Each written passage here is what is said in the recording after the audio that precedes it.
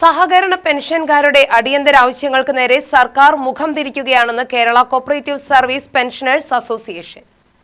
നിരവധി തവണ സർക്കാരിനെ ഇക്കാര്യം ബോധിപ്പിച്ചിട്ടും നടപടി സ്വീകരിക്കുന്നില്ല. സഹകരണ പെൻഷൻകാർക്ക് പെൻഷൻ അനുവദിക്കാൻ അവരുടെ ഫണ്ട് തന്നെ കൈവശമിരിക്കെയാണ് ഈ സ്ഥിതിവിശേഷം സംജാതമായിരിക്കുന്നത്. സർക്കാരിന്റെ പെൻഷൻകാരോടുള്ള അവഗണനയ്ക്കെതിരെ അസോസിയേഷൻ അനിശ്ചിതകാല സമരത്തിന് തയ്യാറെടുക്കുകയാണെന്ന് ഭാരവാഹികൾ പത്രസമ്മേളനത്തിൽ പറഞ്ഞു.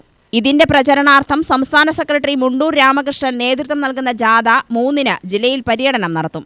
രാവിലെ 9-ന് പട്ടാമ്പിയിലെത്തുന്ന ജാഥ വൈകിട്ട് 3-ന് പാലക്കാട് സ്റ്റേഡിയം സ്റ്റാൻഡിലും 6-ന് ആലത്തൂർ ദേശീയ മൈതാനത്തും എത്തിച്ചേരും. സമരത്തിന്റെ 2ാം ഘട്ടം ഫെബ്രുവരി 9 മുതൽ 3ാം ഘട്ടം ഈ മാസം 23 മുതലും ആരംഭിക്കുമെന്നും ഭാരവാഹികൾ പറഞ്ഞു.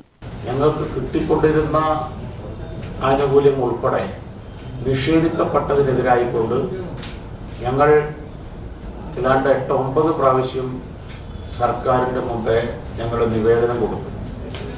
ഏതാണ്ട് 6 പ്രാവശ്യം ഞങ്ങളെ ചർച്ചയ്ക്ക് വിളിച്ചു.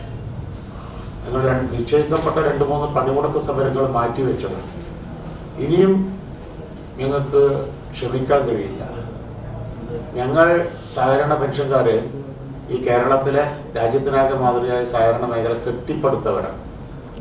ഈ സഹകരണ പ്രസ്ഥാനം ഇന്ന് കാണുന്നതിന് അതിന് രൂപപ്പെടും തുച്ഛമായ വേതനത്തിൽ ജോലിക്ക് കയറി ഇന്ന് കാണുന്ന കോടികളുടെ ആസ്തിയും ഡെപ്പോസിറ്റും ഉണ്ടാക്കി നേതൃത്വം കൊടുത്തവരാണ് ഞങ്ങൾ ഇന്ന് വളരെ തുച്ഛമായ പെൻഷൻ പറ്റിക്കൊണ്ടാണ് ഞങ്ങൾ ജീവിക്കുന്നത്. മരുന്ന് വാങ്ങാൻ പോലും തികയില്ല. അതാണ് സ്ഥിതി. ഞങ്ങൾ പെൻഷൻ ഫണ്ട് ഞങ്ങൾക്ക് പെൻഷൻ തരാൻ ഈ സർക്കാരിൻ്റെ ഖജനാവിൽ നിന്ന് ഒരു ചില്ലി കാശ് ആവശ്യമില്ല.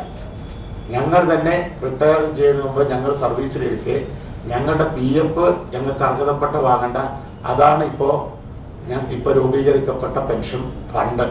നിർത്തിവെച്ച ക്ഷാമാശ്വാസം 10% പുനഃസ്ഥാപിക്കുക, പെൻഷൻ പരിഷ്കരണം നടപ്പാക്കുക, മെഡിക്കൽ അലവൻസ് വർദ്ധിപ്പിക്കുക എന്നീ ആവശ്യങ്ങൾ ഉന്നയിച്ചാണ് പ്രക്ഷോഭം സംഘടിപ്പിക്കുന്നത്. പത്രസമ്മേളനത്തിൽ association president K Balasubramanian, secretary P Manomohanan, Kannadas, Sivasankaran, K Balasubramanian എന്നിവരും പങ്കെടുത്തു. UTV news, Palakkad.